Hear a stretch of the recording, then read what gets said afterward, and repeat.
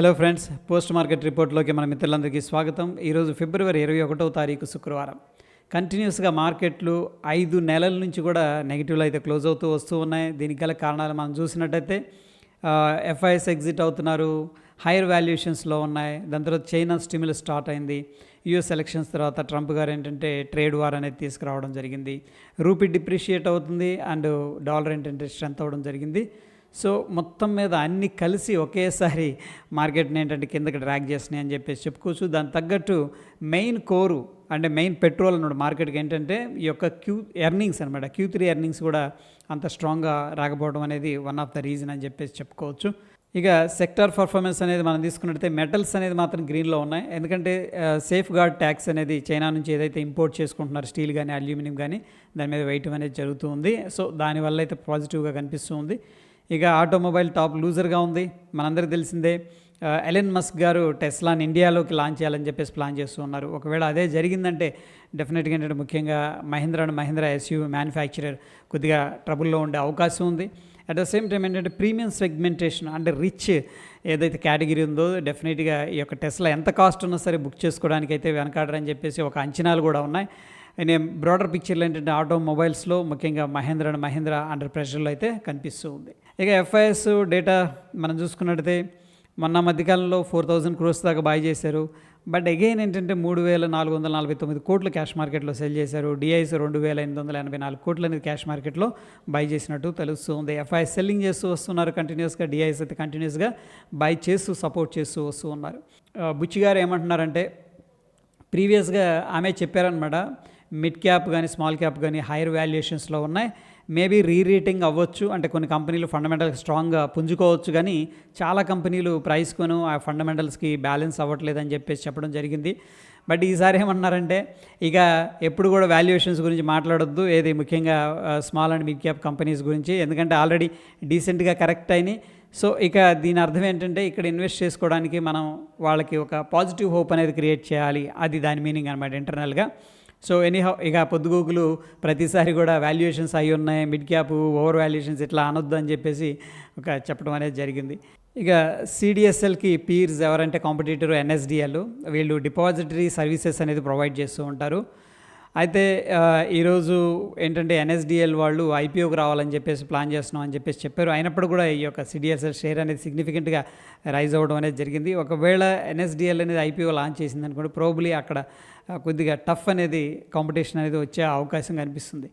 Jeffries ఈ సంస్థ ఏం చెప్తుందంటే, సో హాస్పిటల్కి సంబంధించిన స్టాక్స్ ఏవైతే ఉన్నాయో అవి బాగున్నాయి, ఎందుకంటే మార్కెట్ కండిషన్ ఇప్పుడు బాగాలేదు, వోల్టైల్గా ఉంది, బేరిష్గా ఉంది, అన్సర్టైన్ అంటాం కదా, అట్లా ఉన్నప్పుడు కూడా హాస్పిటల్కి సంబంధించిన స్టాక్స్ ఏవైతే ఉన్నాయో వాటికి యొక్క బ్యాలెన్స్ షీట్ కానీ వాటి యొక్క ప్రాఫిట్ మార్జిన్స్ కానీ బాగున్నాయి అని చెప్పేసి చెప్తుంది. ఇండైరెక్ట్గా ఏంటంటే ఈ హాస్పిటల్ స్టాక్స్లో కొంత స్ట్రెంగ్త్ ఉంది స్టిల్ అని చెప్పేసి వాళ్ళు చెప్తున్నట్టు మనం అర్థం చేసుకోవచ్చు. ఎన్హెచ్పిసి షేర్స్ అనేది తీసుకున్నట్టయితే 10% దాకా పెరగడం అనేది జరిగింది. అయితే ఫ్రెండ్స్ వీళ్ళు ఏంటంటే కో ప్రమోటర్ పీటీసీ ఇండియా యొక్క షేర్స్ అనేది ఎక్వైర్ చేయాలా వద్దా అనేది కొద్దిగా తర్జన చేస్తూ ఉన్నారు. సో ప్రస్తుతానికైతే మేము ఇంకా దాన్ని స్టడీ చేస్తున్నాం అని చెప్పేసి చెప్పారు. బట్ స్టిల్ అయితే స్టాక్ అయితే పాజిటివ్గా రియాక్ట్ అయింది ఈరోజు. అదేవిధంగా జేఎస్డబ్ల్యూ ఇన్ఫ్రాస్ట్రక్చర్ షేర్స్ కూడా 10% దాకా పెరగడం అనేది జరిగింది ఈరోజు. ఎందుకంటే మోతీలాల్ ఒస్వాల్ వాళ్ళు ఏంటంటే మా యొక్క టాప్ పిక్ అని చెప్పేసి చెప్పడం జరిగింది అనమాట. ఓకే, సో పోర్ట్ సెక్టార్ నుంచి, అందుకని స్టాక్ అనేది ఈరోజు సిగ్నిఫికెంట్గా రైజ్ అయింది. అండ్ ఇంతకుముందు మనం చెప్పుకున్నాం డుకాన్ టెక్ వాళ్ళు ఏంటంటే ఒక లీగల్ డిస్ప్యూట్ అనేది వాళ్ళతో ఉందన్నమాట, బిహెచ్ఈఎల్తో. అందుకని అది న్యూస్ వచ్చిన కాంచి ఆల్రెడీ బేరిష్గా ఉంది మార్కెట్, ఈ న్యూస్ ఇంకొంచెం నెగిటివ్గా అయితే డ్రాగ్ చేస్తుంది స్టాక్ని అని చెప్పేసి చెప్పుకోవచ్చు. అదేవిధంగా మన మెటల్స్ పెరగడానికి కారణం ఏంటంటే సేఫ్ గార్డ్ డ్యూటీ అనేది స్టీల్ ఇంపోర్ట్స్ మీద వేయటం అనేది స్టార్ట్ చేశారు. సో అందుకని మెటల్స్ అనేది కొద్దిగా పాజిటివ్గా అయితే రియాక్ట్ అయినాయి. ఇక ఫ్రెండ్స్ మనం చూసుకున్నట్టయితే ఐపీఓ కేటగిరీలో ఎస్ఎంఈ కేటగిరీకి సంబంధించిన స్వస్థ ఫుడ్ టెక్ ఇండియా లిమిటెడ్ అనేది 20వ తారీఖు ఓపెన్ అయింది, 24వ తారీఖు క్లోజ్ అవుతుంది. ఆల్రెడీ 3 times ఓవర్ సబ్స్క్రిప్షన్ కనిపిస్తుంది. దీనికి అప్లై చేసుకోవాలంటే 1,12,800 రూపాయలు అనేది అవసరం అవుతుంది. ఇక హెచ్పి టెలికామ్ ఇండియా లిమిటెడ్ అనేది కూడా ఐపీఓకి రావడం జరిగింది. ఇది కూడా ఎస్ఎంఈ కేటగిరీకి సంబంధించింది. 20వ తారీఖు ఓపెన్ అయింది, 24న క్లోజ్ అయిపోతుంది. 1.24 times ఓవర్ సబ్స్క్రిప్షన్ కనిపిస్తుంది. దీనికి మనం అప్లై చేసుకోవాలంటే 1,29,600 రూపాయలు అనేది అవసరం అవుతుంది. బీజెస్ అండ్ ఎక్స్ప్లోర్ టెక్ ఇది వచ్చేసరికి ఎస్ఎంఈ కేటగిరీకి సంబంధించింది. 21వ తారీఖు ఓపెన్ అవుతుంది, అంటే ఈరోజు ఓపెన్ అయిపోయింది. సబ్స్క్రిప్షన్ వచ్చేసరికి 100 సబ్స్క్రిప్షన్ కనిపిస్తుంది. ఎస్ఎంబీ కేటగిరీకి సంబంధించింది. దీనికి మనం అప్లై చేసుకోవాలంటే 1,32,000 రూపాయలు అనేది అప్రాక్సిమేట్గా అవసరం అవుతుంది. ఇక ఓపెన్ ఇంట్రెస్ట్ ప్రకారం ఇంపార్టెంట్ సపోర్టు రెసిస్టెన్స్ లెవెల్స్ అనేది మనం చూద్దాం. 23,000 అనేది నిన్నటి రోజున కూడా సిగ్నిఫికెంట్ రెసిస్టెన్స్ ఉంది. ఈరోజు ఇంకా బలపడిందని చెప్పేసి చెప్పుకోవచ్చు. ఎందుకంటే చాలామంది కాల్స్ అయితే అగ్రెసివ్గా సెల్ చేస్తున్నారు. దాని తర్వాత 22,900 దగ్గర కూడా ఎక్కువగా యాడ్ అవ్వడం అనేది జరిగింది. సో ఈ రెండు కూడా ఇంపార్టెంట్ రెసిస్టెన్స్ లెవెల్స్. సపోర్ట్ విషయానికి వచ్చేసరికి 22,700 ఒక మోస్తరు సపోర్ట్ ఉంది. ఎందుకంటే పెద్దగా ఇక్కడ ఎవరు కూడా ఇంట్రెస్ట్గా లేరనమాట సెల్లింగ్ చేయడానికి. భయంగా ఉంది డౌన్ సైడ్ గ్యాప్ డౌన్ అవుతుందేమో, లేకపోతే మార్కెట్ వీక్గా ఉంది ఇంకా కిందకు వస్తుందేమో అని చెప్పేసి 22,500 దగ్గర ఏంటంటే చాలామంది పుట్స్ అయితే సెల్ చేశారు. అది మేజర్ సపోర్ట్గా మనం కన్సిడర్ చేసుకోవచ్చు. ఇక మనకి పుట్ కాల్ రేషియో ఎలా ఉందనేది చూస్తే 0.87 అనేది చూపిస్తుంది. స్టిల్ ఏంటంటే కొద్దిగా బేరిష్ సెంటిమెంట్లో ఉన్నట్టు తెలుస్తుంది. బ్యాంక్ నిఫ్టీ విషయానికి వచ్చేసరికి పుట్ కాల్ రేషియో అనేది 0.86, 1 కంటే తక్కువగా ఉందంటే మార్కెట్ బేరిష్లో ఉందని చెప్పేసి అర్థం చేసుకోవచ్చు. ఇంపార్టెంట్ రెసిస్టెన్స్ 49,500, ఇంపార్టెంట్ సపోర్ట్ 48,500 దగ్గర కనిపిస్తుంది. ఇక సెన్సెక్స్ విషయానికి వచ్చేసరికి పుట్ కాల్ రేషియో అనేది 1.18 అనేది చూపిస్తుంది. 1 కంటే ఎక్కువగా ఉందంటే బుల్లిష్గా ఉన్నట్టు మనం అర్థం చేసుకోవచ్చు. బట్ ఇక్కడ గ్రాఫికల్గా అయితే దగ్గరలో కూడా మనకు పుట్స్ ఎక్కువగా సెల్లింగ్ చేసినట్టు లేదు. 75,000 దగ్గర మాత్రమే పుట్స్ అనేది సెల్ చేశారు.